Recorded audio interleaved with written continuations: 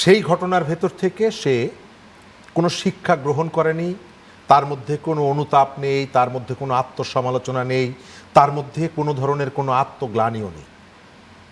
এটা সত্য। আবার সে যে প্রভাবটা সৃষ্টি করেছে রাজনীতিতে, আপনি তার কাউন্টার, সে যে আচরণগুলো করেছে সেই আচরণের জবাবটা দিতে হবে আপনি ভালো আচরণের ভেতর থেকে। কিন্তু আওয়ামী লীগকে তাড়িয়ে দিয়ে সাইফ বললেন যে বিএনপির আচরণ ব্যাখ্যা করতে গিয়ে যে তারা সম্ভবত মুখোশ পরেছিল, এবং তার ব্যাখ্যাটা যেটা দাঁড়ায় সেটি হলো যে বিএনপির মধ্যেও এক ধরনের আওয়ামী লীগ বাস করে, এবং কোনো কোনো জায়গায় তাদের মাত্র ৩ মাসে তারা বিএনপিকে যে সমালোচনাটা করছে তাতে কোথাও কোথাও যেন আওয়ামী লীগ প্রাসঙ্গিক হয়ে উঠছে তাদের আলোচনার ভেতর থেকে। কেন? আপনি আওয়ামী লীগের ঘাড়ে বা কাঁধে, তার শরীরে যে কাদা ছিল সেটি আপনি মুছে ফেলছেন বিএনপিকে সামনে এনে। না, সাইফ মুস্তাফিজ যেটা বলেছেন, যেমন আপনি বলেছেন ছিল, আবার ফিরে এসেছে, যেটা মাহফুজ আলমের কথার মধ্যে থেকে, এবং সাইফ মুস্তাফিজ যেটা বলেছেন যে আওয়ামী লীগের দিকে যাচ্ছে, সেটা কিন্তু একদম সুস্পষ্ট যে বিএনপি আওয়ামী লীগের পথেই হাঁটছে। এটা বলাই হয়েছে বিরোধী দলের পক্ষ থেকে। কিন্তু ছিল, তাহলে কাদের মধ্যে ছিল সেটা একটা প্রশ্ন আসে, সেটা আর একটু সুস্পষ্ট হতে হবে। কারণ এটা আমরা পাল্টাপাল্টি দোষারোপ শুনেছি নির্বাচনের আগে যে এই রন্ধ্র ছিল, এটা জামাত সুযোগ দিয়েছে, বিএনপির পক্ষ থেকে বলা হয়েছে। প্রয়োজন হয়েছে, যার যেখানে প্রয়োজন হয়েছে সে আওয়ামী লীগকে ব্যবহার করেছে। আপনি একাধিক সংসদ সদস্য নমিনেশন পেয়েছে যাদের আওয়ামী লীগের সাথে সংযোগ সম্পর্ক ছিল।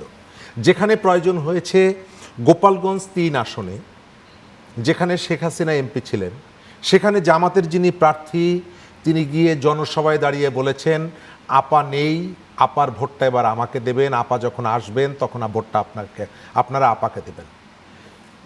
14 গ্রামের যে এমপি জামাতের মিয়া ডাক্তার আবদুল্লাহ তাহের, আপনি সোশ্যাল মিডিয়ায় ভিডিও পাবেন, তিনি বলছেন যে গত বছর আপনারা মুজিব ভাইকে ভোট দিয়েছিলেন, অর্থাৎ আওয়ামী লীগের সময়ের রেলমন্ত্রী, এবার মুজিব ভাইয়ের ভোটটা আমাকে দেবেন, কারণ মুজিব ভাই নেই, মুজিব ভাই যখন আসবে তখন তাকে ভোট দেবেন।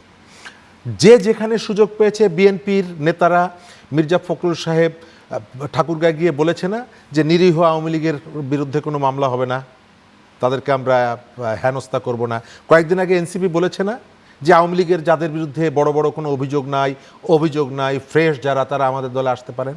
তার অর্থ হচ্ছে যে আপনারা মেনে নিচ্ছেন, স্বীকার করছেন আওয়ামী লীগ এখানে আছে বলেই তো আপনি আপনার দলে ডাকছেন, তাহলে ছিল, আছে বলেই তো আপনি তাকে ক্ষমতা করে দিচ্ছেন। আওয়ামী লীগের দিকে যাচ্ছে, তাহলে সবগুলোই আসলে আওয়ামী লীগ এখানে আছে, কিন্তু তাকে গণঅভ্যুত্থানের পরে এত স্বল্প সময়ের মধ্যে প্রাসঙ্গিক করেছেন আপনাদের কতগুলো খাসলতের কারণে।